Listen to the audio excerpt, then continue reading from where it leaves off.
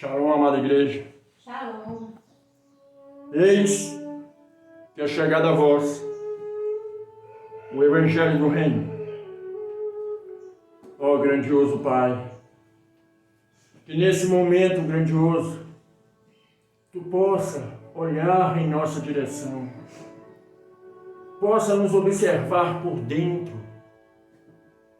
Olhe, Pai, nossa alma, nosso coração, as nossas entranhas.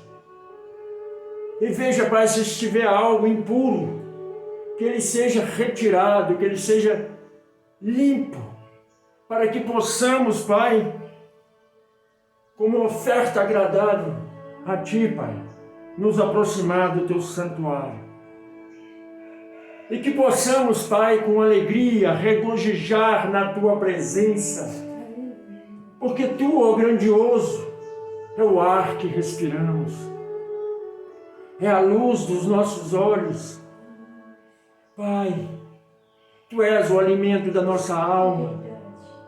Tu, grandioso, é que dá o refrigério para os momentos ruins, para os momentos difíceis, pelos desertos que passamos no decorrer de nossas vidas. Tu, ó grandioso, é a água que sacia a nossa sede de conhecimento. Tu, Pai, é a luz dos nossos olhos, é a chama viva que nos faz sempre querer mais e mais de Ti, meu Pai. Ó grandioso, que a Tua palavra venha alimentar a nossa alma, que a Tua palavra venha abrir os nossos ouvidos espirituais, que a Tua palavra venha abrir os nossos olhos espirituais e que a nossa alma possa regozijar dentro de nós, na alegria de saber que existe um Deus, um Todo-Poderoso, que tem prazer em nos ouvir falar, em nos ouvir anunciar. Porque a Tua palavra, a Tua própria palavra, o grandioso, nos diz: ide e anunciai o Evangelho do Reino, o Evangelho da paz, do amor, da santidade. E é isso que procuramos fazer sempre, Pai. Anunciar a Tua graça, a Tua misericórdia. Pai, que a partir de agora não seja mais o homem a falar, mas Tu através do homem, ensinando as Tuas veredas, o caminho da luz, da justiça e do amor, para que possamos todos ir em uma única direção, que é a Tua, grandioso. Que seja assim hoje, amanhã e para toda a eternidade. Que assim seja, graças ao Eterno de Israel. Amém? Amém.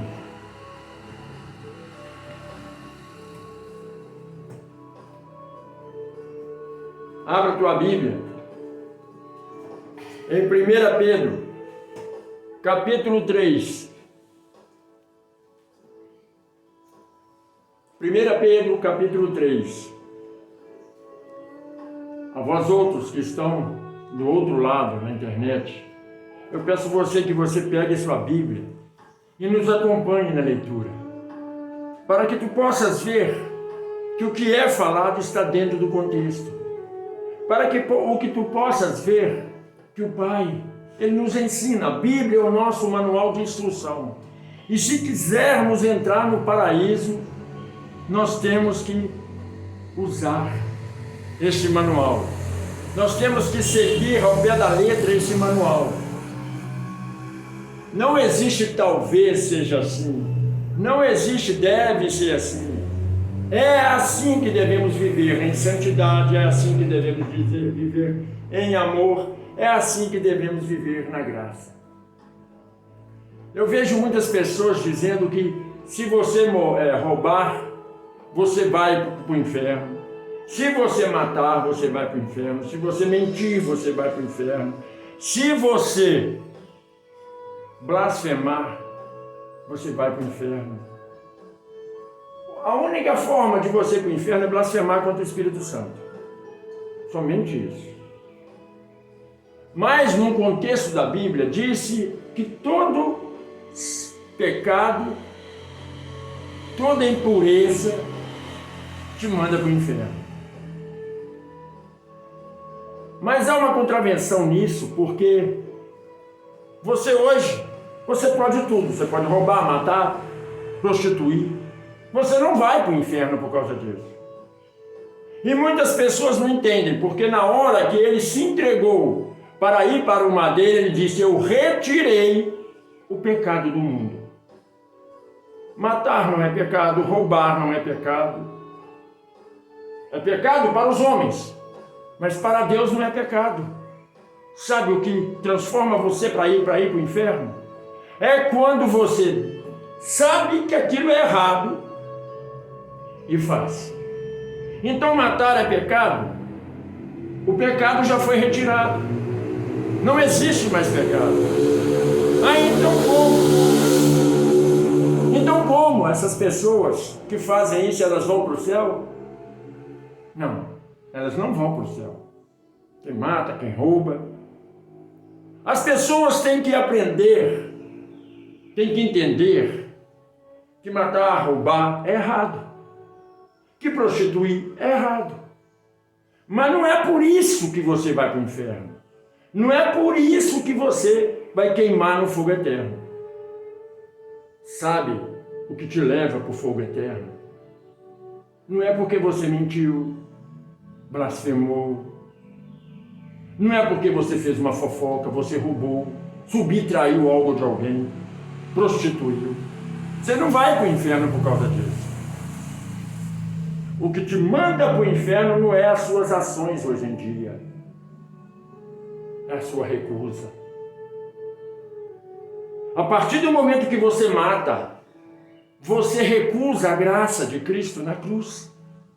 O que te manda para o inferno não é a sua ação, mas a sua independência de Deus. É você falar: eu não preciso dele para me ir para algum lugar. E recusa aquela graça que foi lhe dada de graça, a partir do momento que você obedece. A própria palavra nos ensina isso. Tudo posso, mas nem tudo me convém fazer. Quando você comete um delito, na terra você paga ele, mas no céu você não vai pagar. Sabe por quê? Porque naquele momento o Pai olha para você e diz: ele recusou a graça que foi dada para ele. Porque não existe mais pecado no mundo. Não existe mais prostituição, não existe mais roubo, não existe mais mentira, não existe mais depravação, porque Cristo retirou o pecado. Quem traz o pecado para o mundo, agora somos nós. Fazendo isso, nós recusamos a graça de Cristo. Porque a última vez que o pecado foi retirado, foi exterminado, foi no dilúvio.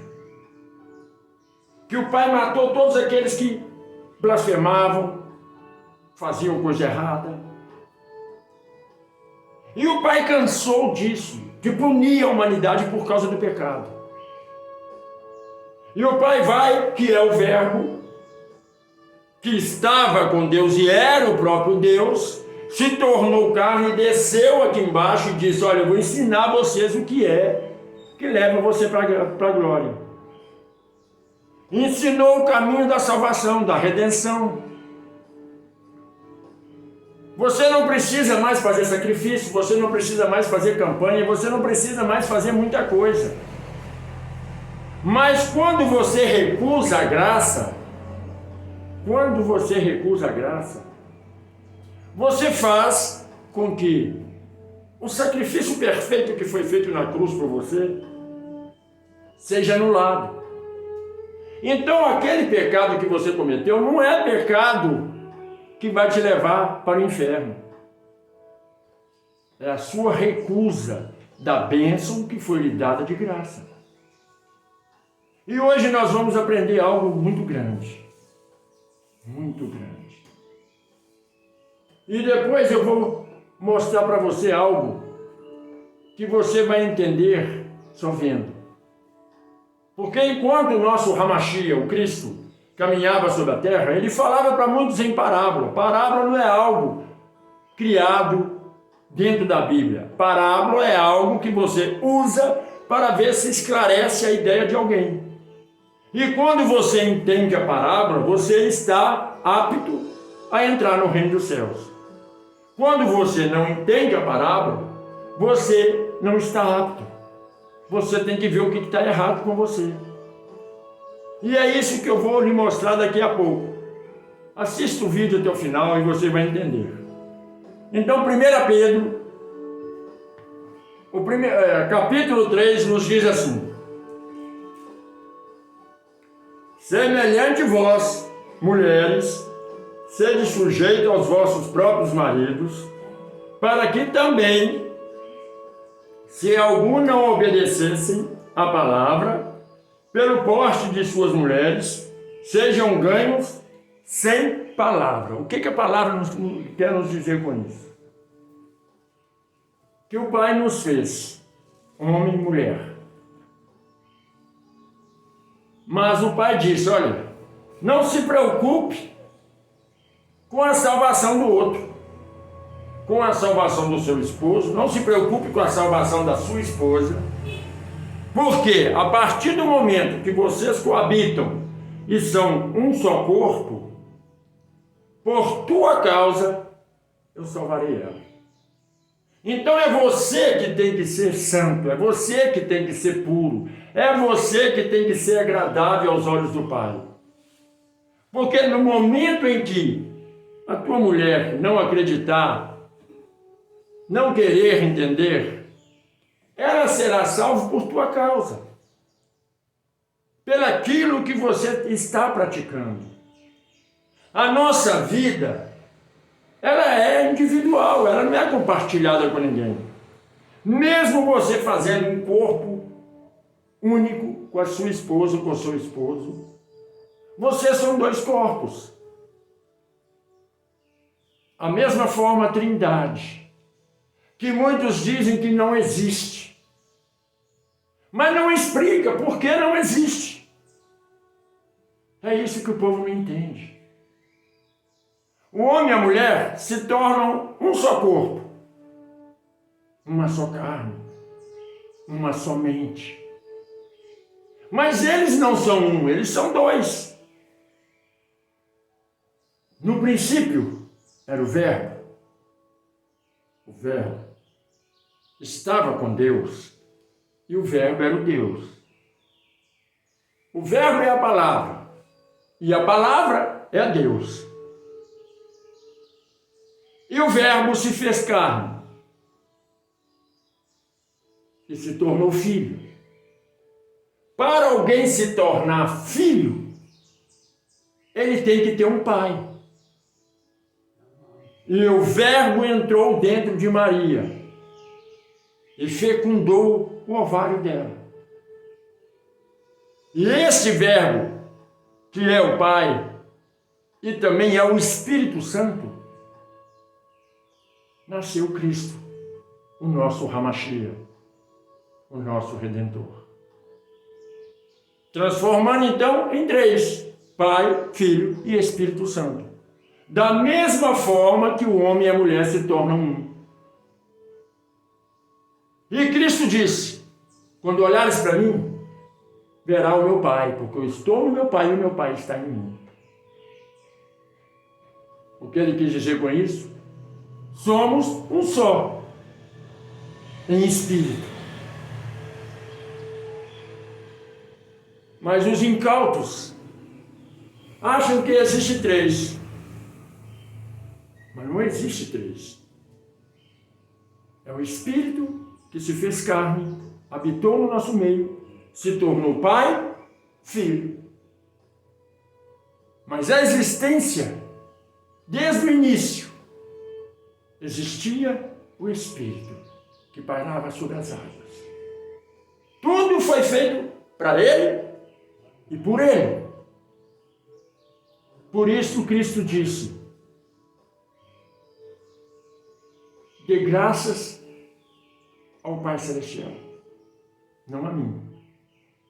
Dê honras ao Pai Celestial, não a mim. Por quê? Será que vocês compreendem essa passagem, essa mensagem? Porque a partir do momento que você começar a olhar para Cristo, você se torna uma pessoa carnal. Por isso está escrito: eu procuro sobre a terra alguém que me adore em espírito e em verdade. Mas a partir do momento que você entender a Trindade, você sabe que o Pai, o Espírito Santo e Cristo são um só.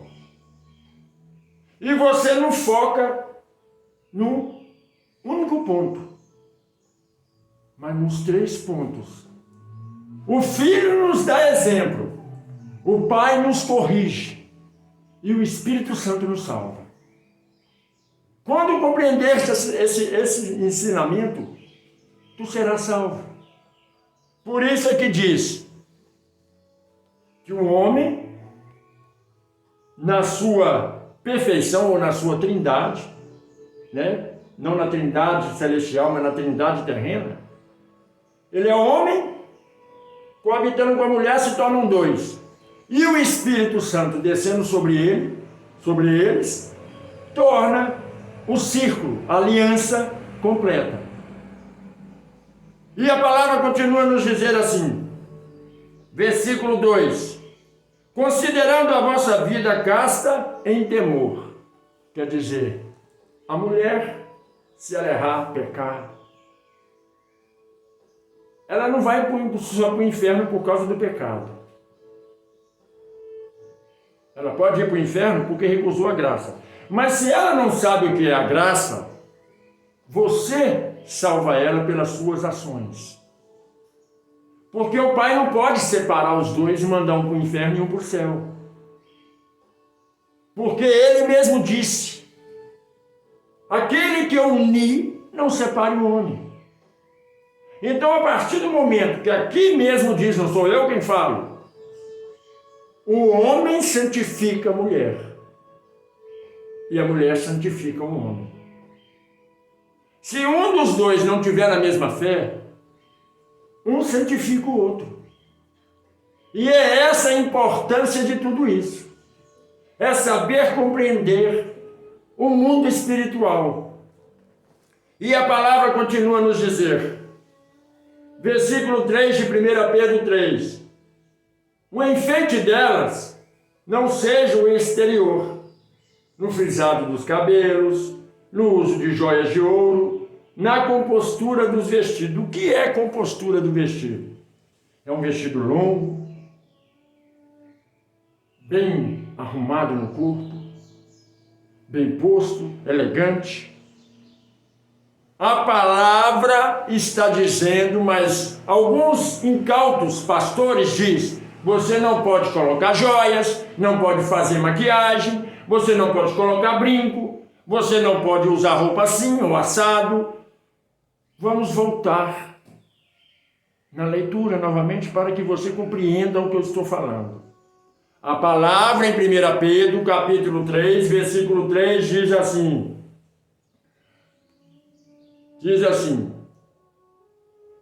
o enfeite delas não seja o exterior, no frisado do cabelo, no uso de joias de ouro, na compostura dos vestidos, mas o homem coberto no seu coração, no incorruptível traje de um espírito manso e quieto, que é precioso diante de Deus. Não são as suas vestimentas, eu cansei de pronunciar isso aqui.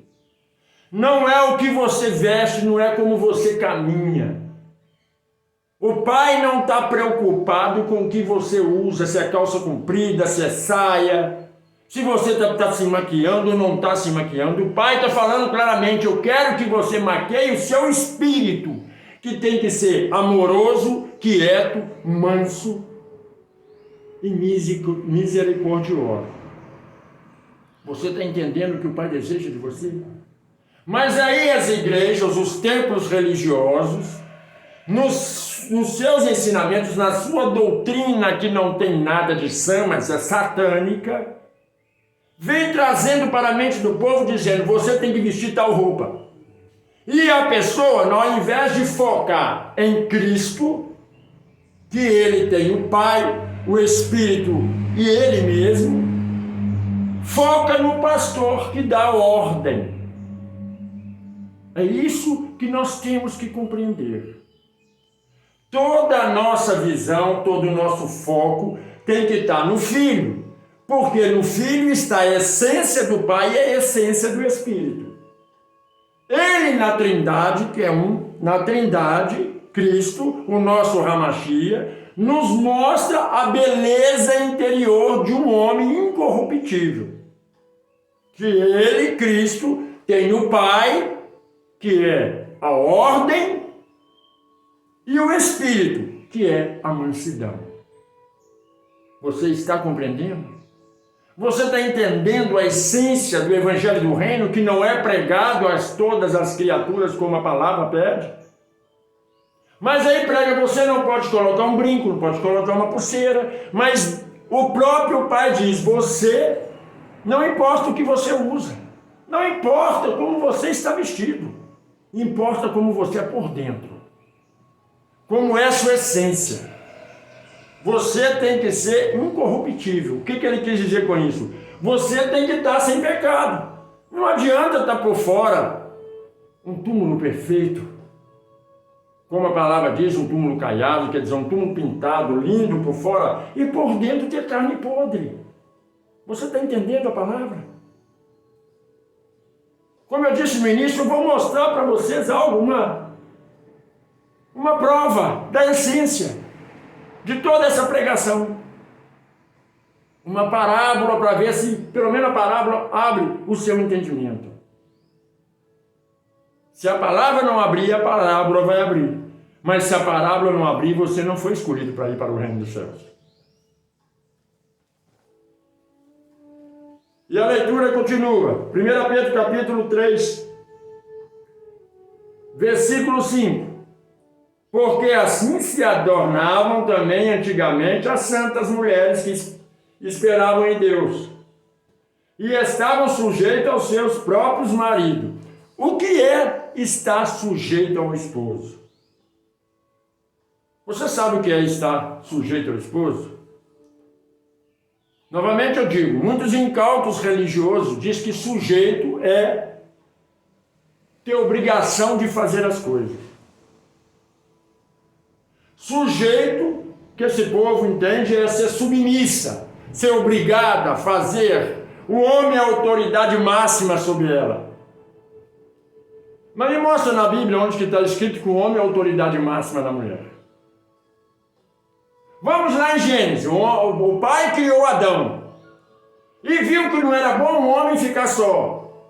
Adormeceu ele e criou da costela dele uma mulher e o entregou e disse: esta é a tua esposa.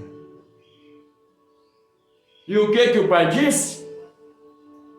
Que ela seja tua ajuntadora ou ajudadora, ou que esteja do seu lado, não atrás, não na frente, mas que seja sua companheira, que tudo que fizeres vocês façam em comum acordo. É isso que é sujeito ao marido, é estar de comum acordo, porque o pai deu autoridade igual para a mulher como para o homem. Ele não separou, foi o homem que separou isso. Por isso as feministas hoje em dia brigam por direitos iguais, porque não foi o pai que separou, foi o homem que imputou essa lei. Os dois têm que ter a mesma autoridade. Ah, mas na Bíblia diz que a palavra diz na Bíblia que a mulher não pode falar na igreja. A mulher não pode falar na igreja. Mas vai ver quem falou isso. Foi Deus? Foi Deus que falou, foi o grande Al, o nosso eterno de Israel, o nosso Pai Celestial, que disse que a mulher não pode falar?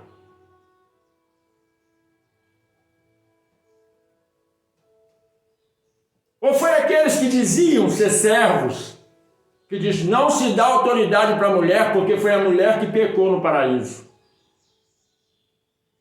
Não é? Se Deus não tivesse dado autoridade para a mulher e achasse que a mulher não valia nada, por que ele escolheu uma mulher para gerar o seu filho?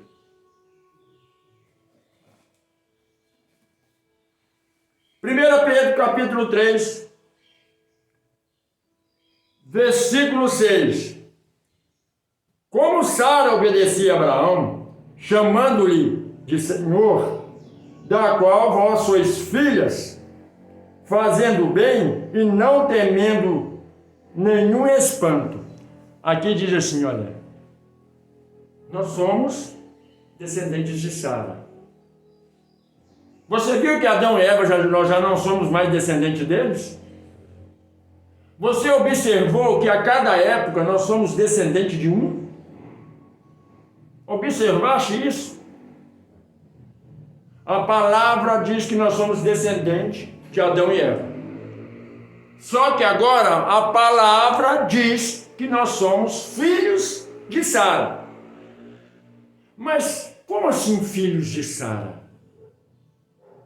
Se Sara só teve um. Mas existem os filhos na fé. Os filhos de Abraão na fé. Não foi promessa do pai? Não foi promessa do pai que disse a Abraão?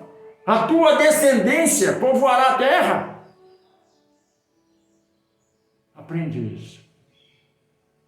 Aprende. Compreende as coisas. Aqui diz, vós sois filhos e filhas de Sara. Versículo 7 de 1 Pedro, capítulo 3. Igualmente vós, maridos, coabitais com elas com entendimento, dando honra à mulher, como vaso mais fraco, como sendo vós os seus co-herdeiros da graça da vida, para que não sejais impedidas as vossas orações. O que quer dizer co-herdeiro? Você sabe o que quer dizer co-herdeiro? Muita pessoa não entende. Diz que a mulher não vai ser salva, que a mulher não tem nada a ver. A palavra co-herdeiro quer dizer, os dois foram merecedores da graça do Pai. O que isso nos informa? Que os dois são iguais no patamar, numa herança. Na carne da vida terrena, um pai deixa 6 filhos, 3 mulheres e 3 homens. Na hora de dividir os bens, vai dar mais para os homens e menos para as mulheres? Se na vida carnal os bens são divididos no mesmo patamar, aqui o pai fala claramente: honrai as tuas esposas. E como um homem honra a esposa? Não a traindo, não pecando, não maltratando, para na hora que o homem ajoelhar e orar, lá da glória o Pai ouça a oração. Não é isso que está escrito aqui? Vamos retornar a essa leitura do versículo 7. Vós, igualmente vós maridos, coabitais com ela com entendimento, quer dizer, com sabedoria,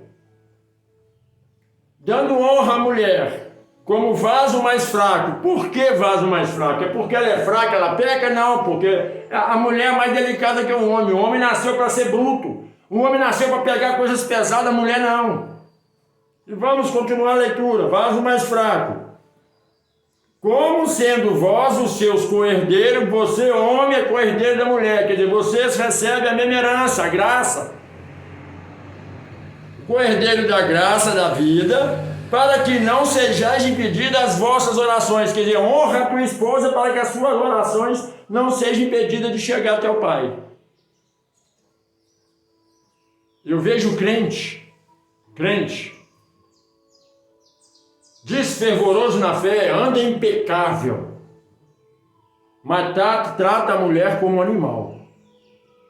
E acha que vai para o céu. Pisa, ofende, magoa, e acha que a porta do paraíso está aberta para ele.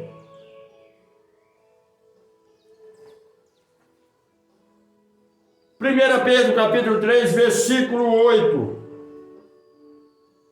E finalmente, sede todos de um mesmo sentimento, compassivos, amando os irmãos, estranhavelmente misericordiosos e afáveis, para que assim possa entrar no reino da glória. O Pai, ele diz assim, olha, vocês, homens e mulheres, têm que estar no mesmo sentimento, se quer vir para a glória.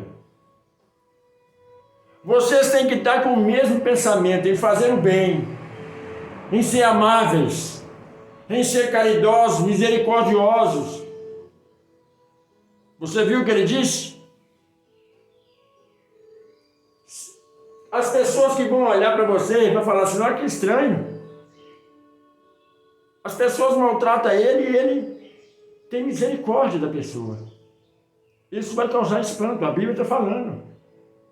Que você tem que ter misericórdia no teu interior, ser amável com todos, sem exceção. Você tem que ser amável com todos, sem olhar a quem. Você tem que ser amável com todos, sem olhar o clero. Você tem que ser amável com todos, sem olhar a religião. Não foi esse o ensinamento do nosso Ramachia? Cristo assentava com devassos, assentava com pecadores, assentava com pessoas de toda a fé. Ah, mas está escrito, não assenta na roda dos escarnecedores. Assentar na roda do escarnecedor não é você assentar e falar para eles, não. Porque senão Cristo foi contra a palavra. Assentar a roda do escarnecedor é você também não escarnecer, não se deixar contaminar pelas essas pudriqueiras que o mundo tem. Como eu disse, eu vou mostrar aqui uma parábola, que se a sua fé não ficar avivada, nada mais aviva a tua fé. Nada mais. E a palavra do nosso grande alvo, o Pai Celestial, o Deus de Israel, nos diz assim, versículo 9, de 1 Pedro capítulo 3, não tornando mal por mal, ou injúria por injúria, antes pelo contrário, bem dizendo, sabendo que para isso fosse chamado. Tem muito crente aí que não é chamado. Não é? Tem muito crente aí que paga o mal com o mal. Tem muito crente aí que paga injúria com injúria. Fosse chamado para bem dizer. Tem muito crente aí que diz, ó, fulano vai para o inferno, vai queimar no inferno. Não é? Só porque não está na mesma fé, não está na mesma igreja. Mas a palavra diz, vós que fosse chamado para bem dizer, seja da tua igreja ou do mundo, seja na tua fé ou em fé contrária à tua. Você tem que bem dizer sempre, que é para isso que o cristão é chamado. Para propagar a graça. Mas eu não vejo cristão nenhum propagando a graça. Eu não vejo pastor nenhum pregando a graça. E todos vão dizer que prega. A graça é diferente de campanha, a graça é diferente de sacrifício, a graça é diferente de subir ao monte, a graça é diferente de dar dízimo e oferta, a graça é diferente de qualquer tipo de sacrifício que você faz, porque também está escrito. O sacrifício perfeito já foi feito, mas vós, insanos, continua fazendo sacrifício perpetuamente. É o Pai quem diz isso. E nós temos que abrir o nosso entendimento. Está escrito que nós temos que ser dizimista e ofertante. Não está escrito isso. Não está escrito isso. Está escrito que você tem que dar dízimo e oferta. O dízimo e oferta não é no altar para o pastor ladrão comprar carro, comprar fazenda, avião. O dízimo é para ser dado na casa do tesouro, que é a casa do tesouro. A casa do tesouro é como a arca da aliança, somos nós. A arca da aliança representa Cristo. E a casa do tesouro somos nós. O dízimo e a oferta é para comprar alimento. Está escrito claramente, ninguém prega isso. A palavra diz que o dízimo e a oferta é para comprar alimento para viúva e órfão. Está mandando dar dinheiro para o pastor? Está mandando comprar fazenda para pastor? Está mandando pagar a fazenda de pastor ou comprar carro para pastor? E outra coisa, o restante que sobra do dízimo e da oferta é para entregar para os levitas, mas não esses levitas que andam por aí, que batem no peito e diz que é levita na casa do Senhor. É para os levitas, da família de Levi, lá de Israel. Lá de Israel. Aqueles que a Bíblia diz, os levitas, que eram escravos dos irmãos e comiam o que o irmão dava. E hoje bate no peito as pessoas e diz, sou levita, eu canto, eu adoro. Não adora, não canta, porque não sabe o significado da palavra levita. O dízimo é dado para eles. Agora você foca o seu pensamento em Israel, pesquisa em Israel. Hoje não se dá mais dízimo, não se dá mais oferta em Israel. Porque isso é no tempo da lei. E muitos vão me criticar, eu tenho certeza disso. Mas no tempo da graça você faz as coisas se quiser. Ah, eu quero ser dizimista, eu quero ser ofertante. Aí é você. Ah, eu quero ajudar na obra de Deus. Ótimo, você vai ser abençoado, mas você não é obrigado. A partir do momento que você diz, eu quero fazer isso, ai de vós que parar de fazer. Sabe por quê? Lembra de Safira e sua esposa? Lembra que eles prometeram vender a fazenda e pôr a fazenda no altar? E entregar aos pés de Pedro? Lembra que no meio do caminho ele falou assim, eu vou dar só um pouquinho. Lembra disso? Agora Deus puniu eles. Porque eles não deram? Ou puniu ele porque eles prometeram algo e quis dar metade? Então aprende uma coisa. A palavra nos ensina, conhecer a verdade vos libertará. A verdade te liberta desse sistema religioso corrompido pela ganância do homem que está no altar. A palavra, quando você conhece, você está com a mente aberta, você recebe a palavra e se renova. Eu quero ser dizimista, então que o Pai te abençoe 20 vezes mais. Mas se você quer ser dizimista, não coloque o dinheiro no altar, não. Consagra ele ao Pai, compra uma cesta básica e alimenta o viúvo, alimenta um órfão, alimenta aqueles miseráveis que estão debaixo de marquise. Faça a sua parte. O que o Pai diz? Sabe qual jejum que eu desejo de você? Você sabe? Está escrito. É só você pegar a Bíblia e ler. Não vou falar nem versículo, nem capítulo, nem nada não. Você vai procurar, porque você não está tendo entendimento de ler a Bíblia. O jejum perfeito que eu quero que você faça não é parar de comer, ficar um dia sem comer nada. Sem beber água, sem colocar alimento sólido na boca. O jejum perfeito que eu quero que você faça é sair para a rua e alimentar viúvo e órfão. É tirar da sua mesa, do seu alimento e dar para o outro. Lembra da viúva? Que o profeta desceu do monte e falou com ela, eu quero alimentar, eu vim aqui hoje alimentar na tua casa. Ela falou, olha, eu só tenho um punhadinho de trigo para fazer um bolo. Para mim e para o meu filho, nós vamos comer e morrer, e nem azeite direito nós temos. O que o profeta disse para ela? Faça para mim. Ela foi lá, fez o bolo e deu para ele. Não é? Não dizimou? A única coisa que ela tinha? O profeta comeu, se fartou. Depois virou para ela e disse, Pegue todas as vasilhas da sua casa. Ela colocou as vasilhas todas aos pés do profeta. Ele não disse o que ele ia fazer. Traga as vasilhas, vasilhames da casa, põe tudo aqui na minha frente. Traz o restinho de azeite que sobrou. Porque hoje azeite para nós aqui não significa nada, mas em Israel quem tinha azeite era rico. E ela tinha só um pouquinho. O que o profeta fez? Foi derramando dentro das vasilhas. E foi ficando cheio, cheio, cheio, cheio. E ela começou a pedir vasilhame para os vizinhos e foi ficando cheio. Isso é para você ver que quando você faz a coisa certa, até os seus vizinhos, seus parentes serão abençoados por tua causa. Aprende que a graça de Deus não é comprada.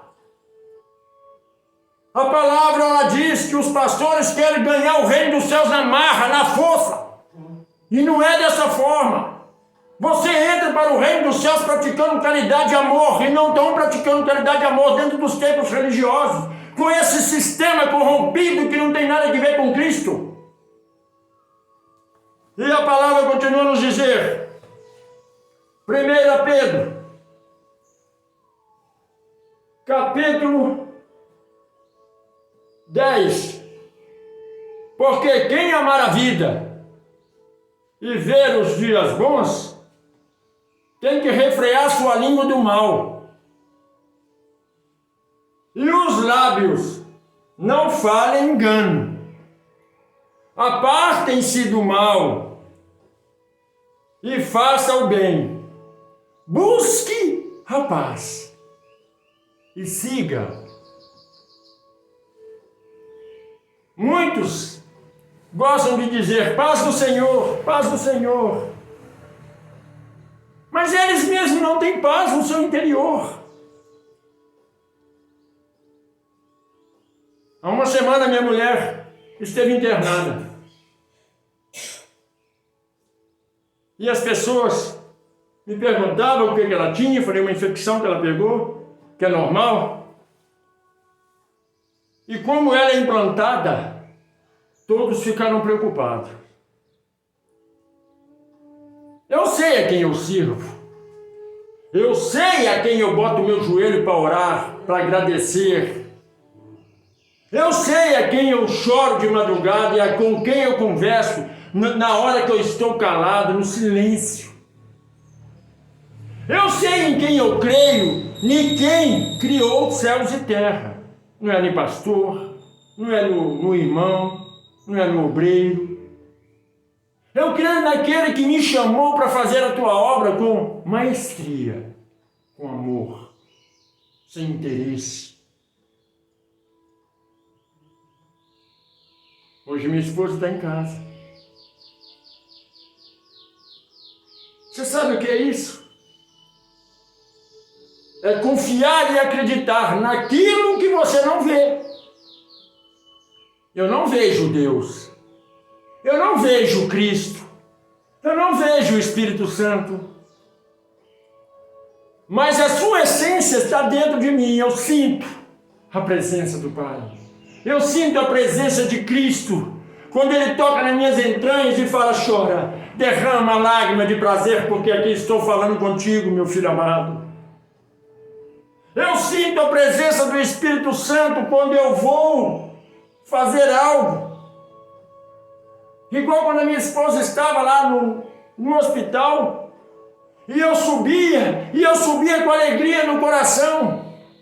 Para o mundo eu sou louco, a minha esposa numa enfermaria com uma infecção, e eu alegre da vida porque eu sei quem é o Deus que eu sirvo. E as pessoas têm que aprender isso, você tem que confiar. Fazer a sua parte, mas confiar. Porque Ele está acima de tudo e de todos. E a vida se transforma porque você deposita toda a sua confiança nele. E a palavra continua a nos dizer, versículo 12 de 1 Pedro capítulo 3, porque os olhos do Redentor estão sobre os justos, e os seus ouvidos atentos às suas orações, Mas o rosto do Redentor é contra todos aqueles que fazem o mal. Você está aprendendo? O olho do Pai, ele olha para você que faz justiça. Ele olha para você que é misericordioso. Ele olha para você que ensina o amor. Mas o olho e o ouvido do Pai está também observando os perversos da terra. Você ouviu o que está escrito aqui? O olho do Pai e o ouvido do Pai está atento a você e às suas orações. Compreendeste tais coisas? Está chegando ao fim a pregação. E eu vou mostrar para você, como eu disse no início, uma parábola.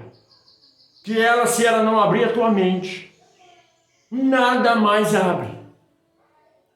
E se ela não abrir a tua mente, você não compreendeu até agora os estudos, e não compreender a parábola, pobre de vós, miserável de espírito. Buscai o Senhor enquanto é tempo. Porque a tua alma clama dentro de vós pela misericórdia divina e pela graça, pela tua vida. Se não compreendeu até agora e não compreender a parábola, miserável de vós, que as portas do inferno estão abertas. Abri os seus olhos espirituais, abri os ouvidos espirituais para ouvir e ver, entender tudo aquilo que o Pai Celestial tem para nos falar. E a leitura continua em 1 Pedro capítulo 3, versículo 13. E qual é aquele que vos fará mal, se fordes zeloso do bem? O Pai diz assim: quem vai fazer o mal para você? Você está compreendendo? Se o mundo inteiro vê você bom, nenhum bandido quer entrar na tua casa para te fazer mal. Ninguém, se as pessoas conhecerem a graça que habita em vós, não tocará em vós. Você está compreendendo como a coisa é importante você ser cheio da graça? Você está compreendendo o que é ser cheio do Espírito Santo?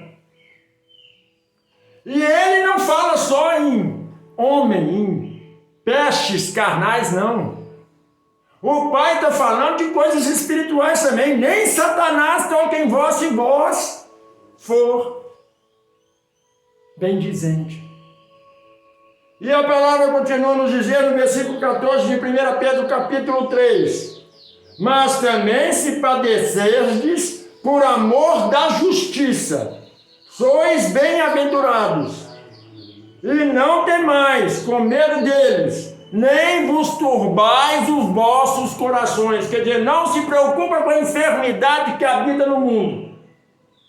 Visto porque eu ia até minha esposa feliz, mesmo sabendo que ela estava num leito, que poderia não sair de lá, porque eu creio no que eu faço para o Pai, é bom. Eu creio naquele que me chamou para pregar o evangelho do reino, o evangelho da paz, do amor. Ele está comigo o tempo todo, e com a minha esposa e com a minha família. Não basta só pensar que Deus é bom. Não basta só pensar que Cristo é maravilhoso. Mas você tem que ser igual a Cristo para que o Pai veja em você Cristo e que você seja purificado, santificado e abençoado. Não é a igreja A, B, C ou D que vai salvar você não, porque na verdade a igreja é você. É você que tem que se salvar. Por isso no início eu disse, o pecado não manda você para o inferno, e o Pai não está preocupado com o seu pecado não. Você pode pecar que o Pai não vai te punir. Ele vai te punir porque você recusou a bênção. Ele vai te punir porque você recusou o sacrifício que o Filho dele fez na cruz. Você vai para o inferno porque você recusou do sangue derramado para te limpar e você não quis. Não é porque você roubou, matou e prostituiu, não, que isso o pai já não está olhando mais. Não está olhando mais. Ele está olhando para você que você recusou a graça. Ah, mas se eu aceitar a graça, eu não vou pecar. Pois é. Você não vai roubar, matar, prostituir. Porque a graça te cela. A graça te separa. Versículo 15. De 1 Pedro capítulo 3. Antes santificai ao Redentor vosso Pai em vossos corações, e estais sempre preparado para responder com mansidão e temor a qualquer que vos pedir a razão da esperança que há em vós. Qualquer um que dizer para você, me prova que Deus existe. Me prova. Não é para você provar escândalo, começar a brigar, gritar com a pessoa, não. É dar exemplo do que ele faz na sua vida. É fazer com que a pessoa sinta Deus dentro dela na hora que você começar a falar. Porque na hora que você começa a falar, você pega o Criador que está dentro de você, injeta ele na alma da pessoa, a pessoa começa a arrepiar toda. É isso! É sem precisar gritar, bater, sacudir. É isso que é mostrar a graça. É isso que é mostrar a bem-aventurança. É isso que é mostrar a misericórdia divina. Compreenda as coisas celestiais.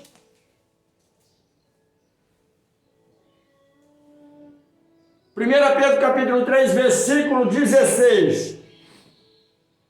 Se tendes uma boa consciência para que, naquilo em que falam mal de vós, como de malfeitores, fiquem confundidos os que blasfemam do vosso bom porte em Cristo.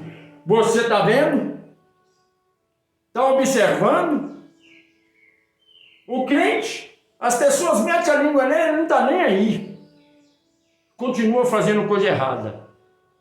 Mas o Pai diz, se vós for blasfemado, injustiçado, porque caminha como meu filho, como Cristo, não se preocupa não, que sois meu filho, de ti eu cuido. Você está separado, você é luz no mundo, você é luz nessa treva onde habita, você é o sal que tempera tudo isso. Você sabe o que é o sal que a Bíblia diz que tempera? Eu vou separar duas pessoas, o crente e o cristão. O crente é aquele que bate no peito, está na igreja todo dia, sai ótimo lá embaixo no pé.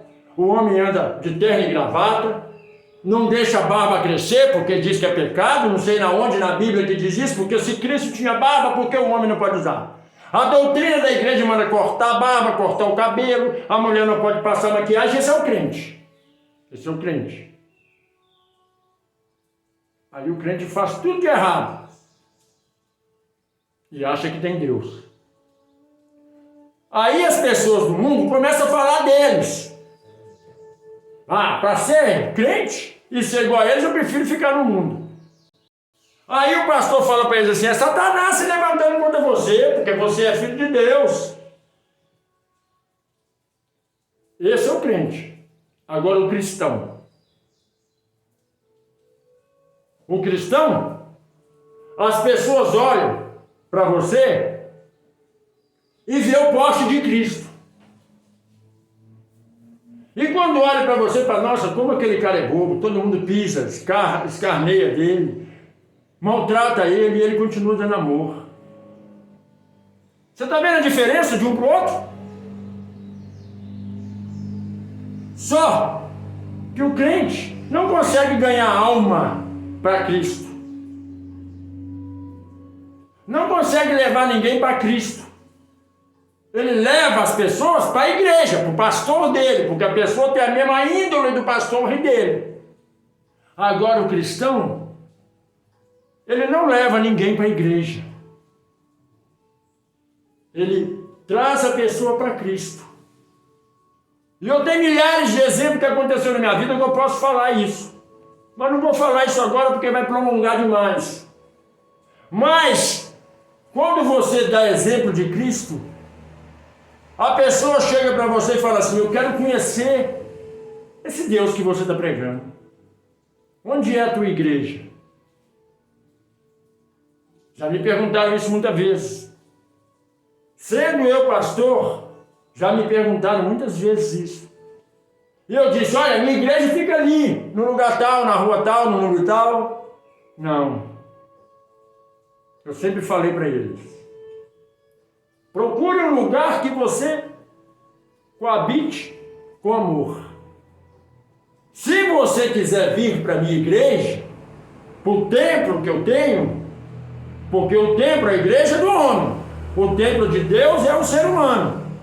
Se você quiser vir, venha. Você será bem aceito.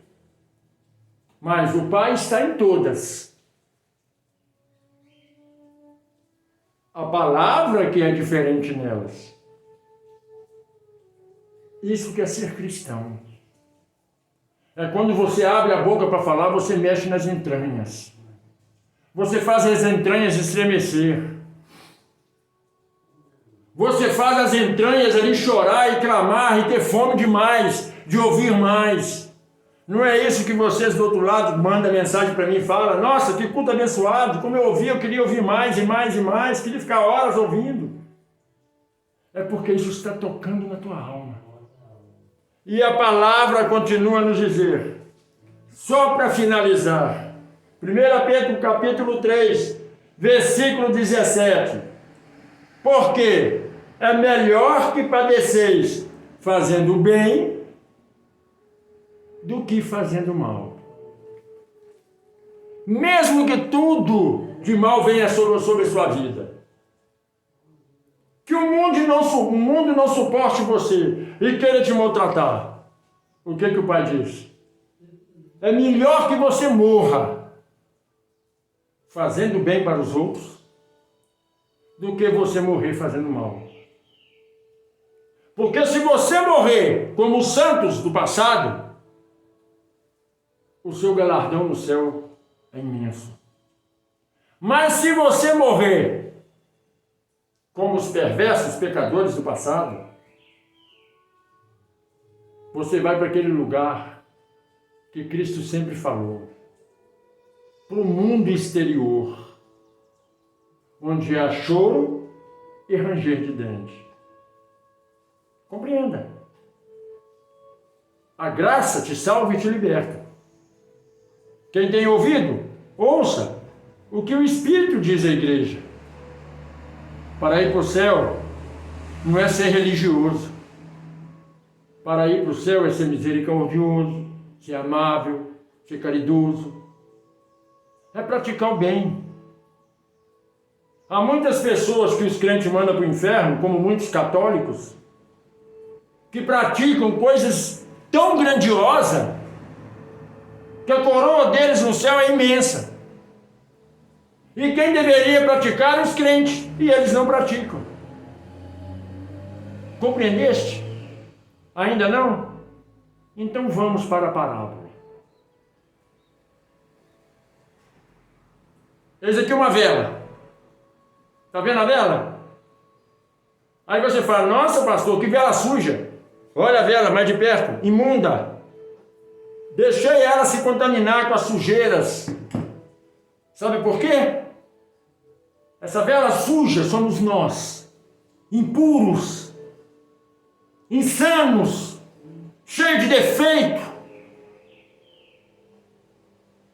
Você está compreendendo? Isso aqui é o ser humano, somos todos, não é crente católico não, somos todos nós, é a raça humana na terra que foi criada, que era para ser imagem e semelhança do Criador e não é, é imunda, que é cheio de sujeira, cheio de imperfeições. Mas aí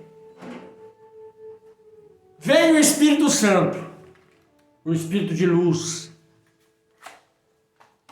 e ele fala com você: olha, eu quero coabitar em você. Você tem fé para me receber?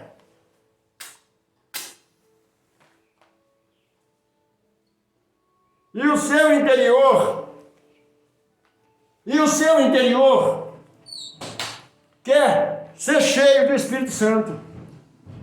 A tua alma grita, a tua alma proclama, ela quer ser cheia do Espírito Santo de Deus, ela quer ser santificada, quer ser purificada, e ela quer ser renovada.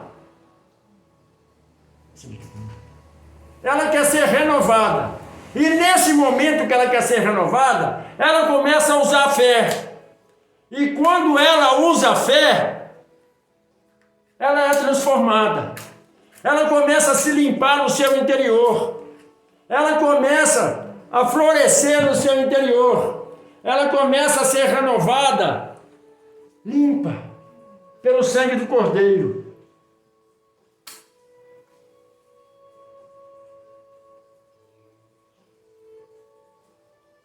E aí, a fé, que é a chama da vida, está naquele que é impuro, imundo. Se observar de mais de perto, verá que a luz da chama da fé, ela ilumina parte do teu corpo. Fica tudo claro. E os demais em trevas. Para você se santificar, você tem que manter essa chama acesa 24 horas por dia, que é a fé. Mas o mundo, com as suas imperfeições, com as suas impurezas, ela quer te sufocar. Pessoas que não acreditam no Criador, que não acreditam no Pai, quer vir com as maravilhas do mundo, com as belezas do mundo, e aí sufoca a tua fé. E sufocando a tua fé, retira de você a existência, a essência de Deus. E a chama da fé se apaga. Você está compreendendo? Esse copo é o mundo que te sufoca. Te mostra as pudriqueiras coisas boas de você ser do mundo, ao invés de ser cristão.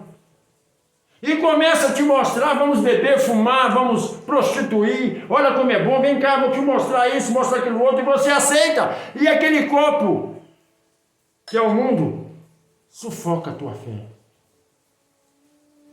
E a chama do Espírito Santo é apagada em vós. Mas ele saiu de vós? Não, ele está lá no fundo. Você continua impuro, sujo.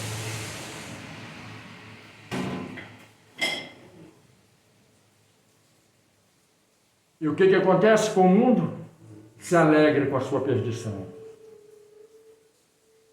Mas aqueles que estão na chama viva, na fé constante, ele olha para você caído e começa a lutar pela sua alma, em oração, em jejum, começa a buscar em silêncio, sem falar com você, para que o Pai toque e modifique o seu interior. E vai até você e começa a conversar e falar de Deus sem te chamar. E aí a chama da vida começa a se acender. A palavra diz: lembre de onde você caiu e aplume-se. Muitos caem e não querem voltar mais ao prumo. Entendeste? A parábola da vela, o copo e a chama? Você não pode deixar que as pessoas incrédulas sufoquem a tua fé. Que as pessoas incrédulas tentem apagar a chama da sua vida. Porque muitos são chamados, mas poucos escolhidos. O alimento da alma é a persistência da fé, mas a desgraça da humanidade é o mundo. Porque o mundo é cheio de purpurina, cheio de brilho, luz, mas é uma luz treva, porque o próprio Cristo diz: Se a sua luz é treva, tamanha treva é em vós. Você tem que ser luz tanto por fora quanto por dentro. Aprende isso. Porque a palavra, ela alimenta a alma. A palavra fortalece o espírito. A palavra é que te dá essa chama da vida. A palavra é que faz você ativar a fé. A palavra é que faz esse restolho, que quando risca, sai a faísca, faz com que a tua chama fique grande.